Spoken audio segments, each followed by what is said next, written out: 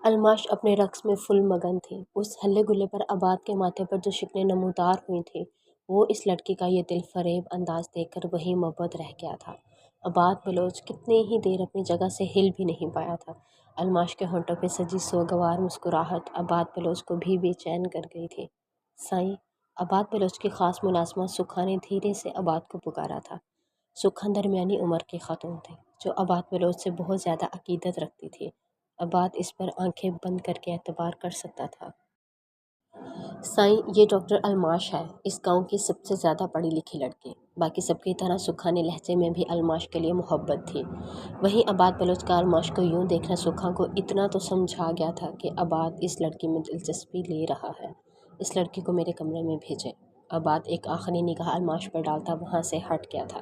جب اسی لمحے الماش کی نظر بھی وہاں سے مڑتے عباد بلوچ پہ پڑ چکی تھی، اس سوچ کے ساتھ ہی اس کا اوپر کا سانس اوپر اور نیچے کا نیچے رہ گیا تھا کہ عباد بلوچ اسے اس حلیے میں دیکھ چکا ہے۔ الماش جلدی سے حلیمہ سے اپنا دوپٹہ لیتی دھڑکتے دل کے ساتھ ایک جانب بیٹھ گئی تھی، مگر اب دیر ہو چکی تھی۔ سکھا نے اس کے قریب آتے جو پیغام دیا تھا اسے الماش کو خوف کے عالم میں اپنی سانسیں رکتی محسوس ہوئی تھی۔ اس نے کیا غلطی کی تھی کہ اس کی پیشی لگنے والی تھی؟ سائیں نے مجھے کیوں بلایا ہے؟ الماش نے سکھا کے ہاتھ سے چائے کی ٹرے تھامتے ڈرتے ڈرتے پوچھا تھا۔ سائیں کب کیا سوچتے ہیں وہ اس بارے میں کسی کو کچھ نہیں بتاتے۔ سکھا بے لچک انداز میں بولتے یہ ثابت کر گئی تھی کہ وہ عباد بلوچ کی ملازمہ ہے۔ الماش کا چہرہ زرد پڑ چکا تھا، خوف کے مارے اسے پسینے پھوٹ رہے تھے۔ عباد بلوچ اسے اپنے کمرے میں کیوں بلا رہا تھا؟ الماش کا بی پی بالکل لو ہو گیا تھا۔ دھیرے سے دروازہ دھکیلتی وہ اندر داخل ہوئی تھی۔ جب سامنے ہی وہ اسے ڈریسنگ ٹیبل کے سامنے کھڑا نظر آیا تھا۔ بلیک کلر کے جینز ٹراؤزرز میں ملبوس وہ اپنے عام حلیے سے کافی مختلف لگا تھا۔ وہ اس طرح کہاں جا رہا تھا؟ الماش سوچ میں پڑ گئی تھی، جب اسی لمحے اس کی نظر سامنے رکھی گن پر پڑی تھی، جو دیکھتے ہی الماش کو ساری بات سمجھ آ گئی تھی۔ تو اس کا مطلب وہ بھی امان شرازی سے لڑنے کا ارادہ رکھتا تھا۔ الماش کی بے چینی میں اضافہ ہوا تھا۔ اسے عباد بلوچ کو روکنا تھا، جس کا اس کے پاس ایک ہی طریقہ تھا۔ وہ ابھی دروازے میں ہی کھڑی تھی۔ عباد کا کمرہ بہت بڑا تھا، وہ اس سے کافی فاصلے پر کھڑا تھا۔ الماش نے جلدی سے اپنے پرس سے غنودگی کی میڈیسن نکال کر چائے میں مکس کر دی تھی۔ عباد بلوچ کو خطرے کی جانب بڑھنے سے روکنے کا اس سے بہتر اور کوئی طریقہ نہیں تھا، کیونکہ وہ اس کے آگے اتنی حیثیت بالکل بھی نہیں رکھتی تھی کہ وہ اسے روکنے کا کہتی تو وہ رک جاتا۔ سلام سائیں۔ الماش چائے کی ٹرے پر اپنی گرفت مضبوط کرتے اس کی جانب بڑھی تھی۔ عباد جو گن میں برش چیک کر رہا تھا اس نے پلٹ کر الماش کی جانب دیکھا تھا۔ اس وقت وہ دوپٹے کو اپنے گرد اچھی طرح لپیٹے اپنے وجود کی رعنائیوں کو اس میں چھپائے ہوئی تھی۔ عباد گن ہاتھ میں تھامے اس کی جانب بڑھا تھا، جو ابھی تک ٹرے ہاتھ میں ہی اٹھائے کھڑی تھی۔ ڈاکٹر الماش۔ اس کے نہایت قریب آتے عباد نے اس کا نام پکارا تھا۔ الماش کا دل خوف کے عالم میں کانپ رہا تھا۔ جی۔ الماش کا سر اس دن کی طرح جھکا ہوا تھا جیسے اس دن میری مدد کی تھی۔ کیا سب مردوں کی ویسے ہی کرتی ہو؟ عباد کی بات پر الماش نے جھٹکے سے سر اٹھا کر شاکی نگاہوں سے اسے دیکھا تھا۔ وہ اسے کیسی لڑکی سمجھ رہا تھا؟ الماش کا دل دھکا تھا۔ عباد جو پہلے ہی اس کی جانب دیکھ رہا تھا، اس کے یوں نگاہیں اٹھانے پر وہ اس کی حیرت سے کھلی دل نشین آنکھوں کو دیکھ مبہوت ہوا تھا۔ جھیل سی گہری آنکھیں بہت خوبصورت تھی، مگر اگلے ہی لمحے الماش اپنی نگاہوں کو جھکا گئی تھی۔ آنسو پینے کی کوشش کرتے وہ اپنے ہونٹ کاٹنے لگی تھی۔ نہیں سائیں۔ الماش کو اپنی آواز بہت دور سے آتی محسوس ہوئی تھی۔ تو پھر میرے لیے وہ خاص انداز کیوں؟ اس کے ہاتھ سے چائے کا مگ تھامتے عباد نے ہونٹوں سے لگایا تھا۔ عباد کی اس بات کا الماش کوئی جواب نہیں دے پائی تھی، اور نہ ہی شاید کبھی دے سکتی تھی۔ اس کا سر مزید جھک گیا تھا۔ میں نے کچھ پوچھا ہے تم سے؟ اس کے ہاتھ سے ٹرے کھینچ کر ٹیبل پر اچھالتے عباد اس کی تھوڑی اپنی گرفت میں لے گیا تھا۔ اس کی اس جارحانہ کارروائی پر الماش گھبرا گئی تھی۔ الماش اس کی سخت گرفت پر تکلیف برداشت کرنے کے باوجود خاموش رہی تھی۔ وہ مر جاتی مگر اپنے ہونٹوں سے اس بات کا اقرار کرنے کا ارادہ نہیں رکھتی تھی۔ تم پاگل ہو کیا؟ عباد اس کی تھوڑی آزاد کرتا، اسے بازو سے تھام کر دیوار کی جانب دھکیلتا اس پہ حاوی ہوا تھا۔ اس کے سوال کے جواب میں الماش نے نفی میں سر ہلایا تھا۔ مجھ سے محبت کرتی ہو؟ عباد کی اگلے سوال پر الماش کا چہرہ خطرناک حد تک لال ہوا تھا۔ اس نے فوراً سے پہلے نفی میں سر ہلایا تھا۔ تم جیسی بیوقوف لڑکی میں نے کبھی نہیں دیکھی۔ عباد کو اب اس پہ غصہ آ رہا تھا، جو اس سے دل لگا کر اپنی زندگی برباد کرنے کی کوشش کر رہی تھی۔ میں نے فضل داد سے کہہ دیا ہے وہ جلد ہی تمہاری شادی کر دے گا اپنے بھتیجے سے۔ आबाद ने उसके मुंह से सच उगलवाने के लिए नया तरीका अपनाया था, जबकि उसकी बात पर अलमाश ने तड़प कर उसकी जानिब देखा था, मगर बोली फिर भी कुछ नहीं थी। उसकी आंखों से आंसू टूटकर गाल पर बिखरे थे। तुम बहुत खूबसूरत हो, और आबाद बलोच को खूबसूरती बहुत अट्रैक्ट करती है। बहुत अच्छा रक्स करती हो तुम, और आबाद बलोच को रक्स देखना बहुत पसंद है।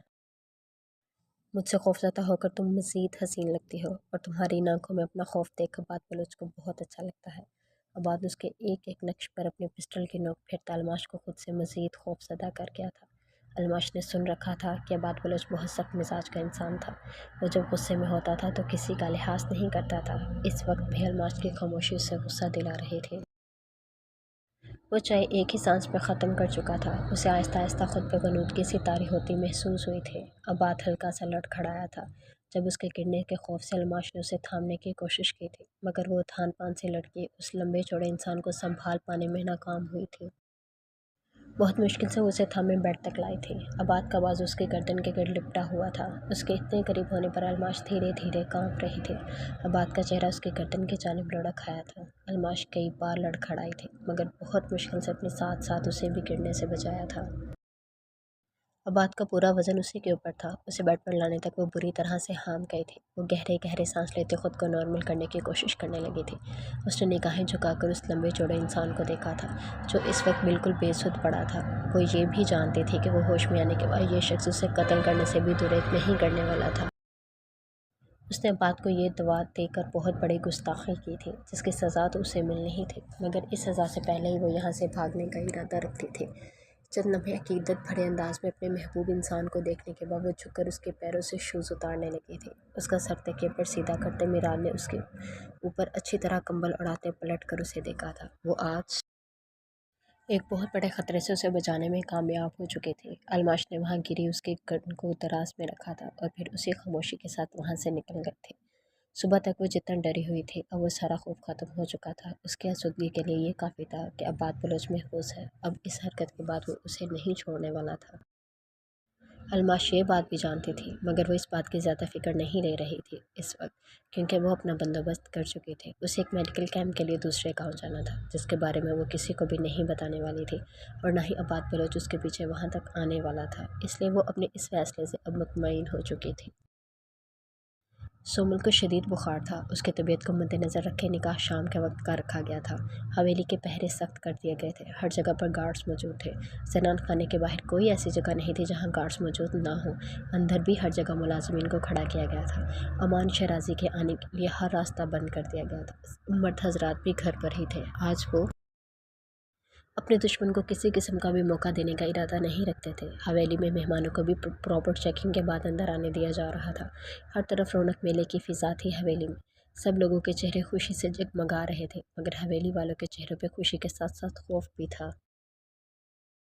सबसे बड़ी बात जो उन सब के लिए परेशानी की बात थी कि उनमें से सोमल के सिवा किसी ने भी अमान शराजी को नहीं देखा था। उस शख्स की उनके पास कोई शनाख्त नहीं थी। यही वजह थी कि वो लोग ज़्यादा परेशान और तशवीश का शिकार थे। सोमल को तैयार करने के लिए शहर से ब्यूटिशन को बुलवाया गया था, मगर रूम में अब भी मुलाजिमीन को खड़ा किया गया था, और साथ ही सोमल की भाभियाँ भी वहीं उसके आसपास ही थीं। उसकी दो भाभियों की यही ड्यूटी लगाई गई थी कि उन्होंने फुल टाइम सोमल के साथ ही रहना है। वो सब लोग भी वहीं तैयार हुए थे। सोमल के रूम में बिल्कुल रश लगा हुआ था, जिसकी वजह से सोमल को भी काफ़ी हौसला था। जब कुछ देर बाद मुलाजमा हाथ में चाय की ट्रे सजाए अंदर दाखिल हुई थी। बड़ी बेगम साहिबा ने भिजवाई है आप सबके लिए। उस मुलाजमा ने वहाँ मौजूद ब्यूटिशन और बाकी मुलाजमिन समेत सबको ही चाय पेश की थी। सुबह से कामों में जिता होने की वजह से सभी बहुत ज़्यादा थक चुके थे। सबको ही चाय की इस वक्त अशद ज़रूरत पेश आई, इसलिए सोमल के सिवाय सब ने चाय पी थी। सोमल को चाय पसंद नहीं थी। मुलाजमा ने उसके लिए हल्दी वाला दूध लाया था, जिसे ना चाहते हुए भी भाभी के इसरार पर सोमल जो घूंट घूंट पीना पड़ा था, मगर उसने आधे से कम दूध बचा दिया था। सबको चाय ख़त्म करता देख मुलाजमा खामोशी से वहाँ खड़ी रही थी। जब कुछ ही देर बाद सब एक एक करती अपने हवास खोती जहाँ बैठी थी वहीं पीछे गिर चुकी थी। उन सब की चाय में बेहोशी की गोलियां मिलाई गई थी। अपना मिशन कामयाब होता देख वो मुलाजमा अपना मोबाइल निकालती खामोशी से दरवाज़ा अंदर से लॉक करते वॉशरूम की जानिब बढ़ गई थी। सोमल का सर भी बुरी तरह से चकरा रहा था। उसने जैसे ही पलट कर अपने इर्द गिर्द मौजूद खवातीन को देखा, सोमल का चेहरा खौफ के मारे सफ़ेद पड़ा था।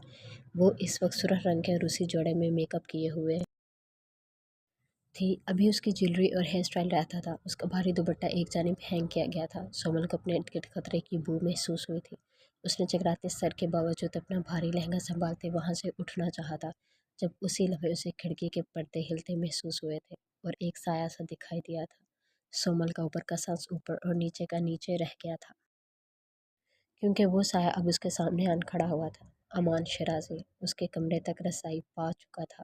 سومل کا پورا وجود خوف سے لرزنے لگا تھا، جو دیکھ امان شرازی کے ہونٹوں پہ طنزیہ مسکراہٹ بکھری تھی۔ سومل خان افریدی کا یہ کون سا نیا روپ ہے؟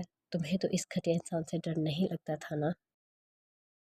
امان دھیرے دھیرے قدم اٹھاتا اس کی جانب بڑھا تھا، جبکہ سومل چاہنے کے باوجود اپنی جگہ سے ایک قدم بھی آگے نہیں بڑھا پائی تھی۔ اس کو اپنا وجود آہستہ آہستہ مفلوج ہوتا محسوس ہو رہا تھا۔ تم یہ اچھا نہیں کر رہے، میں تم سے شادی کرنے پر تیار نہیں ہوں، کب تک زبردستی کرتے رہو گے مجھ سے؟ سومل نے اسے سمجھانا چاہا تھا۔ اس کی آنکھوں میں بہتے آنسو اور لرزتے وجود کو دیکھتے امان شرازی مسکرا دیا تھا۔ بچپن بھی منگ ہو تم میری، دلی طور پر تمہیں مجھ سے رضامند ہونا چاہیے تھا شادی کرنے کے لیے، مگر کوئی بات نہیں، ابھی بھی اتنی دیر نہیں ہوئی، بہت جلد اس شادی میں تمہاری دلی رضامندی شامل ہو جائے گی۔ میں ظالم ہوں مگر اتنا بھی نہیں کہ کوئی میرے ساتھ گزارا نہ کر سکے۔ امان اس کے مقابل پہنچتا اس کے ماتھے سے بالوں کی لٹ ہٹاتے بولا تھا۔ سومل نے اس کا ہاتھ چھٹکنا چاہا تھا، جب اس کی اس حرکت کے جواب میں امان اس کے کمرے میں بازو حمائل کر کے اسے اپنے قریب کھینچ گیا تھا۔ مجھے دھتکارا جانا مزید درندہ بنا دیتا ہے، آج یہ حرکت کی ہے، آئندہ نہیں ہونی چاہیے۔ نیچے سے ٹشو اٹھا کر اس کے ہونٹوں پہ سجی ریڈ لپسٹک کو صاف کرتے امان شرازی نے زہر خون لہجے میں اسے وارن کیا تھا۔ اپنی کمر پر کھپتی اس کی انگلیوں کی گرفت پر سومل کی آنکھوں سے تکلیف کے مارے آنسو برآمد ہوئے تھے۔ جب بہت مشکل سے اپنے حواس برقرار رکھتی وہ اگلے ہی لمحے اس کی باہوں میں لہرا گئی تھی۔ امان اس کے گرد اپنی شال لپیٹتا اس کے وجود کو اچھی طرح اس میں کور کرتا، جس راستے آیا تھا اسی سے واپس پلٹ گیا تھا۔ امان شرازی نے جو کہا تھا وہ کر کے دکھایا تھا۔ وہ سومل خان افریدی کو اپنے دشمنوں کے گھر جانے سے روک چکا تھا، اب وہ اپنی منگ کو اپنے نام لگوانے کا ارادہ رکھتا تھا۔ کچھ ہی دیر لگی تھی، یہ خبر جنگل میں لگی آگ کی طرح ہر طرف پھیل گئی تھی۔ امان شرازی نے کسی کے سر کو جون تک نہیں رینگنے دی تھی اور اپنا کام دکھاتا ہوا اس علاقے سے بہت دور نکل گیا تھا۔ خانوں کی آبائی حویلی، جو کہ سندھ کے علاقے نصیر آباد میں ایک بہت بڑی جاگیر پر پھیلے سندھ کے عالی شان عمارتوں میں سے ایک تصور کی جاتی تھی، جو ہر وقت روشنیوں اور رونقوں سے جگمگاتی رہتی تھی۔ اس حویلی میں اس وقت ماتم اور قیامت کا سماں تھا۔ جہاں کچھ دیر پہلے رقص اور گانے بجانے کی آوازیں گونج رہی تھی، وہاں اس وقت بالکل سکوت چھا گیا تھا۔ عباس خان افریدی کی لاڈلی بیٹی اور 5 بھائیوں کی اکلوتی چہیتی بہن سومل خان افریدی کو اس کے نکاح سے کچھ دیر پہلے حویلی کے اندر سے اغوا کر لیا گیا تھا، جس لڑکی کے کمرے کے باہر ہر وقت ملازمین کی بھیڑ لگی رہتی تھی، جس کی حفاظت کے لیے ایک الگ سیکیورٹی ٹیم بنائی گئی تھی۔ اس خان حویلی کے شہزادی کو اغوا کر لیا گیا تھا۔ آخر وہ کون تھا جس نے خانوں سے الجھ کر اپنی موت کو آواز دی تھی؟ ایسا کون سا مائیکا لال پیدا ہو گیا تھا جسے اپنی زندگی کی ضرورت نہیں تھی؟ کیونکہ سومل خان افریدی کے بھائی اس شخص کو اپنے بھوکے کتوں کے آگے ڈالنے کا ارادہ رکھتے تھے۔ لیکن جس شخص نے اتنی بہادری دکھائی تھی، کیا وہ ان کے ہاتھ اتنی آسانی سے آنے والا تھا؟ کیونکہ وہ امان شرازی تھا۔ امان شرازی کے سوا وہ کوئی اور ہو بھی نہیں سکتا تھا۔ یہ خبر پورے نصیر آباد اور گردن عوام میں پھیل چکی تھی۔ سومل خان افریدی کے بھائیوں کا اس وقت برا حال تھا، وہ اپنے آدمیوں کو لے کر پورے علاقے میں پھیل چکے تھے، مگر سومل خان افریدی کا کوئی سراغ ابھی تک نہیں مل پایا تھا۔ بابا سائیں، اس شخص نے یہ گھٹیا حرکت کیسے کر لی؟ اس کے اندر اتنی جرأت کس وجہ سے ہے؟ جنید خان افریدی اپنے بابا کو اضطراب کی کیفیت میں چکر کاٹتے دیکھ بے چینی سے اپنی پیشانی مسلتے بولا تھا۔ خاندان کے باقی لوگ بھی وہیں جمع تھے۔ سید امان حاتم شرازی، جو ہماری بربادی بن کر واپس لوٹا ہے، وہ اب سومل کو کبھی واپس نہیں کرے گا ہمیں، اگر کیا بھی تو اپنی شرائط پر کرے گا۔ وہ اب سومل کے ذریعے ہمیں بلیک میل کرے گا۔ عباس خان افریدی تھکے تھکے لہجے میں بول رہے تھے، جبکہ وہاں بیٹھے سومل کے بھائیوں کا خون کھول اٹھا تھا۔ ان کا بس نہیں چل رہا تھا کہ اس شخص کو بیچ چوراہے پر کھڑا کر کے گولیوں سے اڑا دیں، مگر فی الحال وہ کچھ بھی کر پانے میں بے بس تھے، کیونکہ ان کے جگر کا ٹکڑا ان کی لاڈلی بہن اس شخص کے قبضے میں تھی۔ سومل نے کسمساتے اپنی جلتی آنکھوں کو کھولتے ارد گرد موجود منظر پہ نظر ڈالی تھی۔ وہ اس وقت کسی بہت ہی نرم و ملائم بستر پر لیٹی ہوئی تھی، اس کے اوپر کمفرٹر ڈالا گیا تھا۔ سومل کے حواس جیسے جیسے بیدار ہو رہے تھے، تب وہ کچھ سمجھ پانے کے قابل ہو رہی تھی۔ وہ اس وقت کسی روم میں موجود تھی، جو کسی قیمتی گھر کا نہایت ہی شاندار بیڈ روم معلوم ہو رہا تھا۔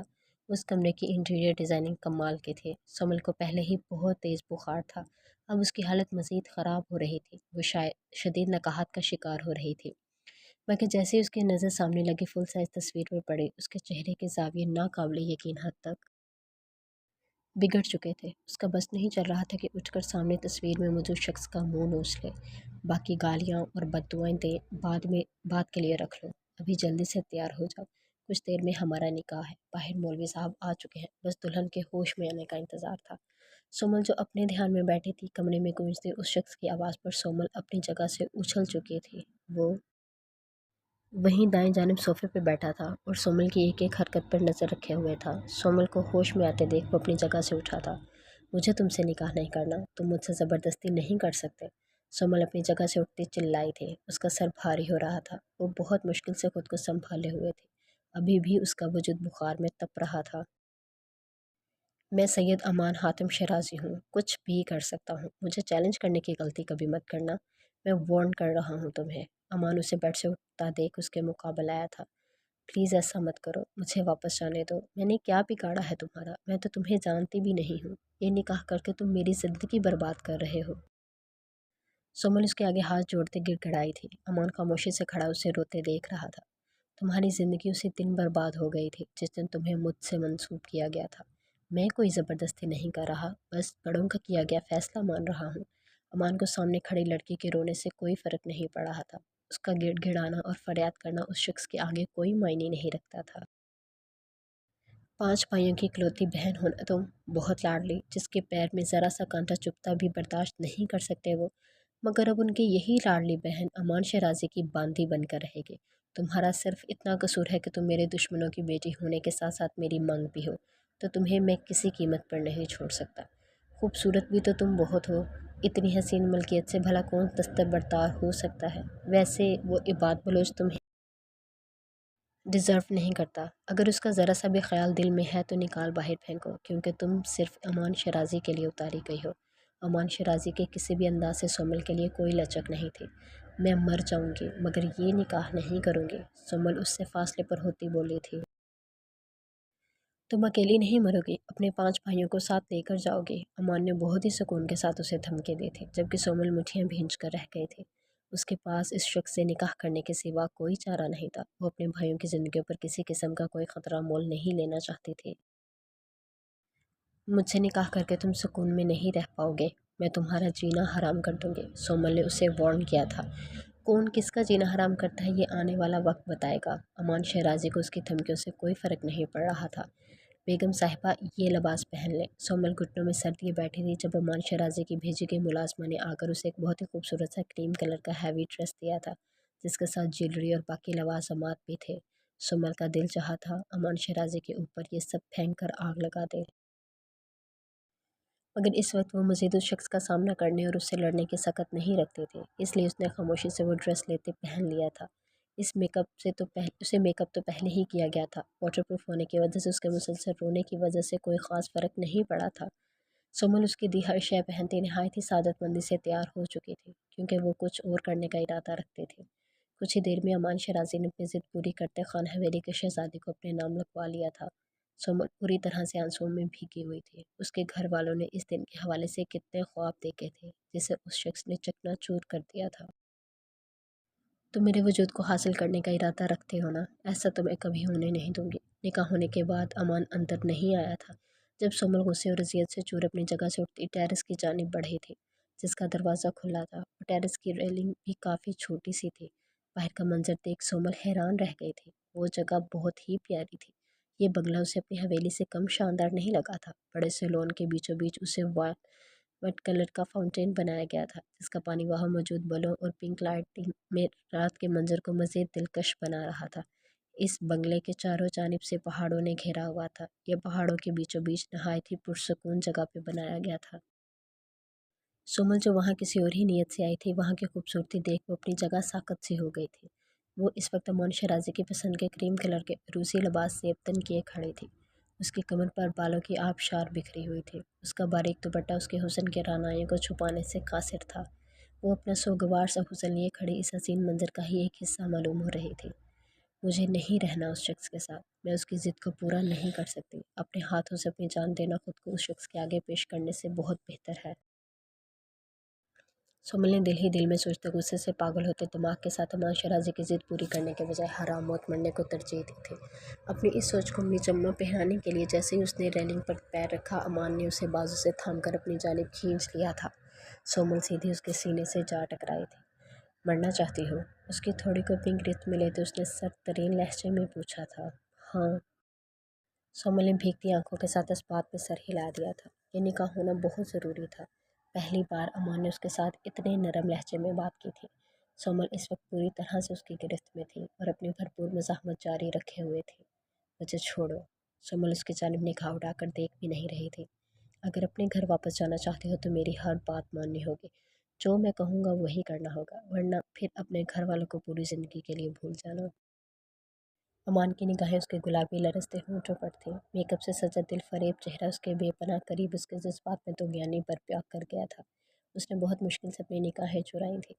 میں تمہاری کوئی بات نہیں مانوں گی۔ تم ایک گھٹیا اور بزدل انسان ہو جو عورت کو مہرا بنا کر اپنا بدلہ لیتے ہو۔ اگر اتنی ہی ہمت ہے تو میرے بھائیوں کے روبرو جا کر کیوں نہیں ملتے ان سے؟ سومل اس وقت غصے سے پاگل ہو رہی تھی۔ اس کی بات سن کر تپ اٹھے تھے، اس لیے اس کے سینے پر مکے برساتے ہوئے اسے خود سے دور کرنے کی کوشش کرتی ہذیانی انداز میں چلا رہی تھی۔ جب اسی لمحے امان اس کی گردن میں ہاتھ ڈالتے اس کے ہونٹوں کو اپنی گرفت میں لیتے اس کی سانسیں روکتی تھی۔ امان شیرازی نے اپنا پہلا استحقاق استعمال کرتے سومل خان افریدی کے ہوش اڑا دیے تھے۔ وہ اس کی گرفت میں پھڑ پھڑا کر رہ گئی تھی۔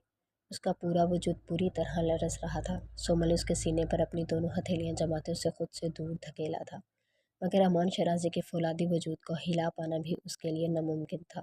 اس کی مزاحمت پر امان سومل کی کمر میں اپنا دوسرا بازو حمائل کرتا اسے پوری طرح سے خود میں بھیج گیا تھا۔ سومل کو اپنی سانسیں رکتی محسوس ہو رہی تھی۔ وہ اس کی گرفت میں تڑپ رہی تھی۔ جب امان شیرازی کو احساس ہوا تھا کہ اسے اس نازک شہزادی کے معاملے میں تھوڑی بہت احتیاط برتنی ہوگی۔ سومل تھڑ تھڑ کانپ رہی تھی۔ اس نے امان کی شرٹ کو کندھوں سے مٹھیوں میں دبوچ رکھا تھا۔ گہرے گہرے سانس لیتی وہ اس وقت امان شیرازی کو اپنی جانب متوجہ کر گئی تھی۔ تم اتنی بھی بری نہیں ہو، اس کے بالوں میں ہاتھ پھنسائے وہ ان کی نرم آہٹوں کو چھوتا ہم کلامی بھرے انداز میں بولا تھا، جو سومل کی سماعتوں سے محفوظ نہیں رہ سکی تھی۔ سومل نے اس کے بے خود سے انداز پر نگاہیں اٹھا کر اس کی جانب دیکھا تھا۔ وہ جتنا اس شخص کو درندہ اور جنگلی مانتے تھے، اس کا لمس اتنی ہی نرمی بھرتے ہوئے تھا۔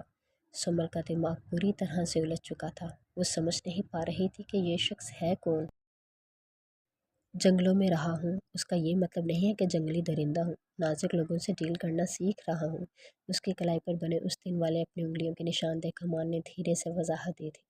اس کا یہ ایک دم بدلا انداز دیکھ سومل کا سر چکرایا تھا۔ اچانک سے اس شخص کو ہو کیا گیا تھا، مگر سومل نہیں جانتے تھے کہ وہ شخص جو اس سے دور ہی رہنا چاہتا تھا، جس بات میں آ کر اسے اپنے قریب کرنے پر وہ اپنے گرد باندھا حصار توڑ گیا تھا۔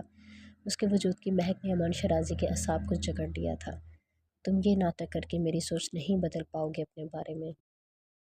سومل اس سے فاصلے پر ہوتی ریلنگ سے جا لگی تھی۔ اس کی بات کے جواب میں امان شیرازی مسکرایا تھا، وہی دل کو چھو جانے والی دل فریب مسکراہٹ۔ میں کچھ نہیں بدلنا چاہتا سومل خان افریدی۔ اگر تم اس دل کو اچھی لگنے لگی نا تو میری قید سے کبھی نہیں نکل پاؤ گی۔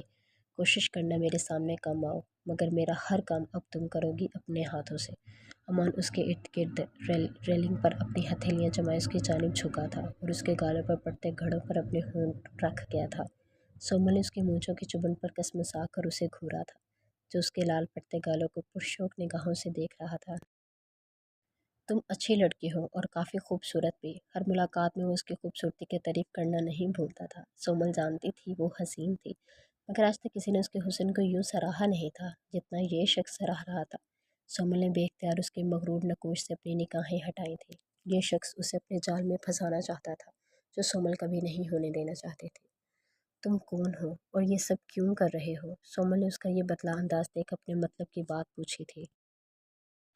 امان جو واپس پلٹ رہا تھا اس کی بات پر دوبارہ اس کے قریب آیا تھا۔ اپنا چہرہ سومل کے قریب لے جاتے سرگوشیانہ انداز میں اس کی جانب جھکا تھا۔ میں تمہارے معاملے میں تھوڑا سا پگھلا ہوں، مگر اتنا نہیں کہ اپنے دل کے راز تمہارے آگے عیاں کر دوں۔ اس دل تک رسائی پانے کے لیے تمہیں میرے مزید قریب آنا ہوگا۔ امان اس کے کان کی لو کو چومتا پیچھے ہٹا تھا۔ تمہاری خوشبو بھی بہت پیاری ہے، جاتے جاتے اس نے ایک اور کمپلیمنٹ دیا تھا اسے، جس پر سومل لال ہوتی اس کی چوڑی پشت کو گھور کر رہ گئی تھی۔ اس شخص کو اس نے جتنا برا سمجھا تھا یہ اتنا تھا نہیں۔ اسے اپنی اماں سائیں کی کہی بات یاد آئی تھی۔ وہ اس شخص سے بنا ملے جو بات کہہ رہی تھی وہ ایک دم سچ تھی۔ تو کیا اس کے گھر والوں کو اس شخص کے بارے میں کوئی غلط فہمی ہوئی تھی؟ مگر اس نے کیا بھی تو غلط تھا نا، ہر بار اس کے نکاح کے لیے دھمکیاں بھجوا کر اس کا نام پورے گاؤں میں اچھال کر سمل کا دماغ معاف ہو رہا تھا۔ بی بی سائیں امان سائیں کا حکم ہے کہ آپ اندر آ جائیں، باہر بہت ٹھنڈ ہے۔ ملازمہ اس کے قریب آتے نہایت ہی مؤدبانہ انداز میں امان کا پیغام سنا گئی تھی، جو سنتے ہی سومل بنا کوئی دوسری بات کے روم میں آ گئی تھی۔ پورا کمرہ خالی پڑا دیکھ اسے سکون ملا تھا کہ وہ یہاں پر نہیں ہے۔ سومل اپنے سر سے بھاری دوپٹہ اتار کر صوفے پر پھینکتی بیڈ پر آن گری تھی۔ روم میں ہیٹر آن ہونے کی وجہ سے ٹھنڈ کا نام و نشان بھی نہیں تھا، اس لیے بنا کوئی لحاف لیے وہ اوندھے منہ تکیے میں چہرہ چھپائے آنکھیں موند گئی تھی۔ اس نے لائٹ آف کرنے کی زحمت بھی نہیں کی تھی۔ اس کا پورا وجود اس وقت بھی بخار میں تپ رہا تھا، اسی وجہ سے اس پر غنودگی سی طاری ہوتی اسے اپنے حلیے کا بھی ہوش بھلا گئی تھی۔ اس نے اٹھنے کی کوشش کی تھی تاکہ چینج کرے، مگر اس کا پورا وجود اس بری طرح سے درد کر رہا تھا کہ اس سے ہلا بھی نہیں گیا تھا۔ اس لمحے اسے شدت سے ان کی یاد آئی تھی، جو اس کی ذرا سی تکلیف اس کے گرد جمع ہو جاتے تھے، اسے کبھی تنہا نہیں چھوڑتے تھے۔ اور اس وقت وہ بخار میں تپتی اکیلی پڑی تھی۔ اس کی آنکھوں سے آنسو گر کر گال پر ایک جانب لڑک گیا تھا۔ Good morning sir. یہ ساول کو اندر داخل ہوتا دیکھ اس کے پورے سٹاف کے چہروں پر خوشی کی لہر دوڑ گئی تھی۔ وہ سب بہت ہی گرم جوشی کے ساتھ اسے ملے تھے۔ یہ ساول اپنے مخصوص سرد و سپاٹ انداز میں سر کے اشارے سے انہیں جواب دیتا اپنے آفس کی جانب بڑھ گیا تھا۔ اسامہ اس کے ساتھ ہی تھا۔ یہ ساول خان افریدی، کیا چل رہا ہے تمہارے دماغ میں؟ یہ ساول ہمیشہ ایسے سنجیدہ اور سپاٹ ہی رہتا تھا، مگر آج اسامہ کو اس کے انداز میں ایک عجیب سا احساس محسوس ہوا تھا۔ اپنے دشمنوں کو ان کی اوقات یاد دلانے آیا ہوں۔ یہ ساول خان افریدی کے ساتھ کھیل کھیلا جائے گا اور وہ جواباً معاف کر دے، یہ کیسے ممکن ہے؟ اس کے لہجے میں عجیب سی کاٹ تھی۔ فائقہ کی بات کر رہے ہو؟ تو مطلب تم اب بھی اسے نہیں بھولے؟ اسامہ نے چانچتی نگاہوں سے اسے دیکھا تھا۔ نہیں، ہر اس انسان کے جس نے میری پیٹھ میں چھرا کھونپا ہے۔ سب کو پتہ تو چلنا چاہیے کہ یہ ساول خان افریدی واپس آ چکا ہے۔ اور رہی بات فائقہ کی، تو وہ لڑکی میرے دل سے اسی وقت اتر گئی تھی جب اس نے مجھے دھوکہ دیا تھا۔ یہ ساول کو پھر سے پہلے کی طرح مضبوط دیکھ اسامہ مطمئن ہوا تھا۔ کچھ دیر باتوں کے بعد وہ دونوں انٹرویوز کرنے کے لیے اٹھ گئے تھے۔ انٹرویوز کے پینل میں وہ 4 لوگ تھے، یہ ساول، اسامہ، آفتاب اور ان کے اسٹاف کے سینئر ممبر فاروقی صاحب۔ ان سب کے بیٹھتے ہی باری باری لوگوں کو بلا کر انٹرویوز لیے جا رہے تھے۔ یہ ساول نے کسی سے کوئی سوال نہیں کیا تھا، وہ تینوں ہی سب سے سوالات پوچھ رہے تھے، کیونکہ یہ ساول کو ان میں سے ابھی کسی نے بھی اٹریکٹ نہیں کیا تھا۔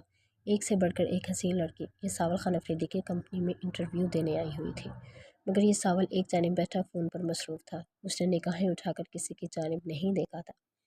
وہ سن سب کی رہا تھا، مگر ظاہر ایسے کر رہا تھا جیسے وہ ان کی جانب متوجہ ہی نہیں ہے۔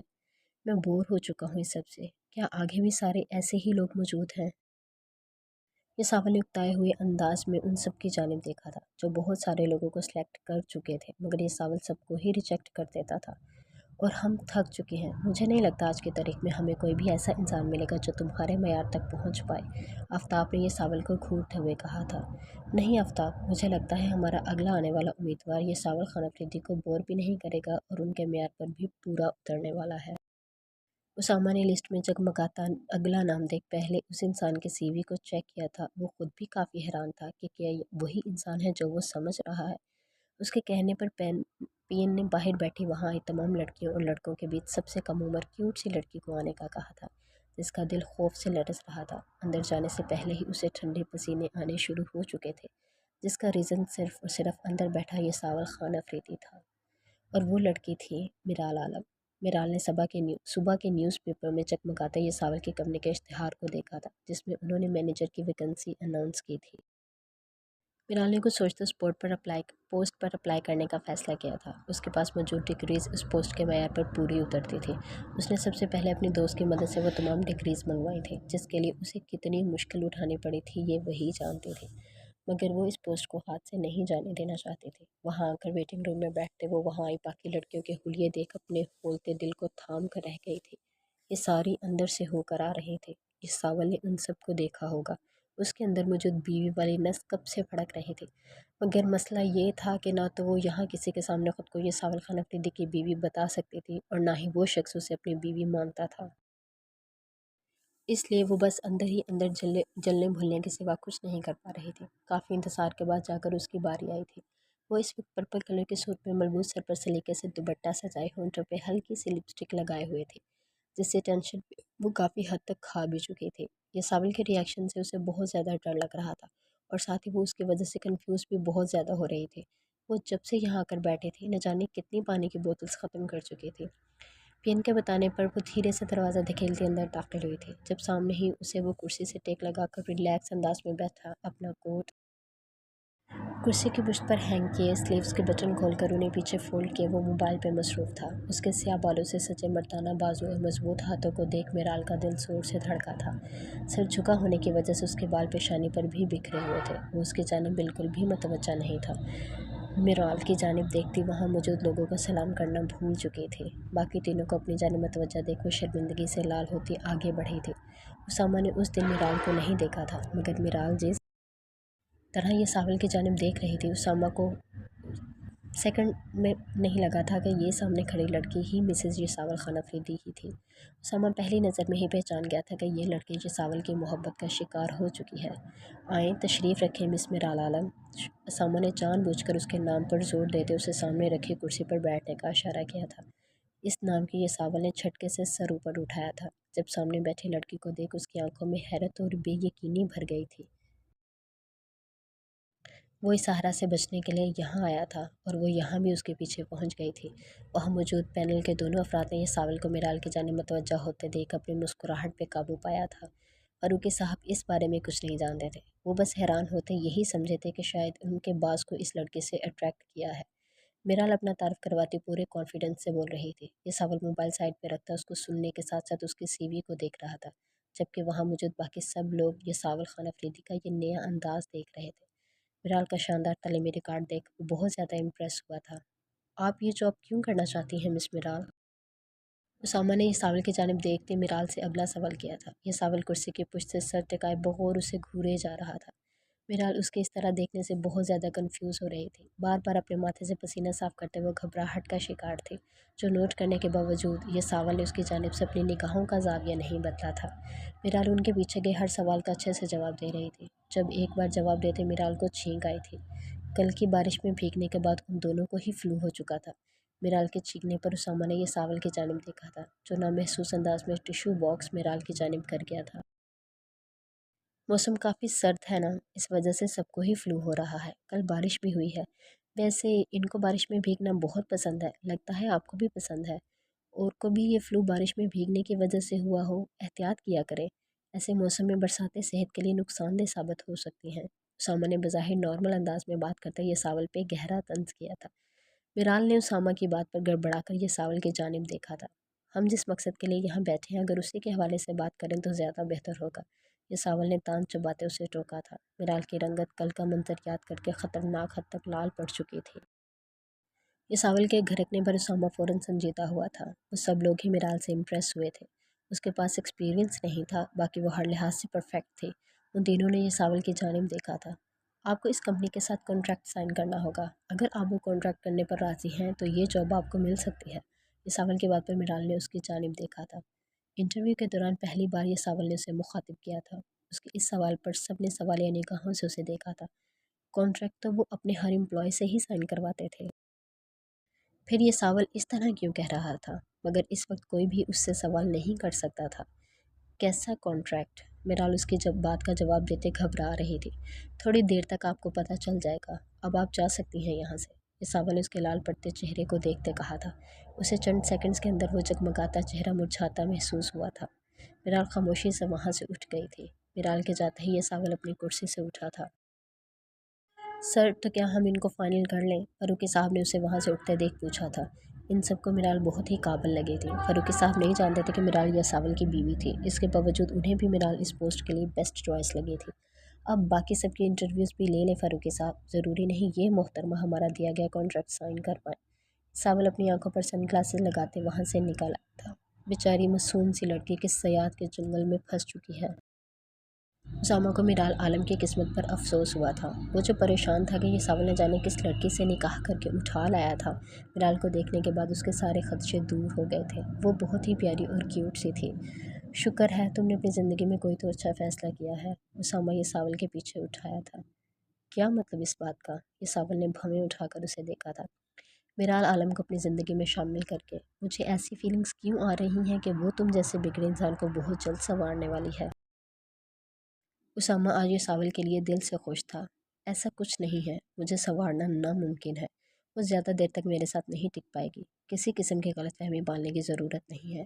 یہ ساول نے اس کی بات کا خود ہی مذاق اڑایا تھا، جس کے جواب میں اسامہ کچھ نہیں بول پایا تھا، کیونکہ اس کے سامنے کھڑے شخص کے ساتھ آج تک ہوا بھی تو ایسا ہی تھا۔ اس کا کوئی بھی قریبی رشتہ زیادہ دیر اس کے پاس ٹک نہیں پایا تھا، پھر بھلا وہ کیسے اعتبار کر پاتا؟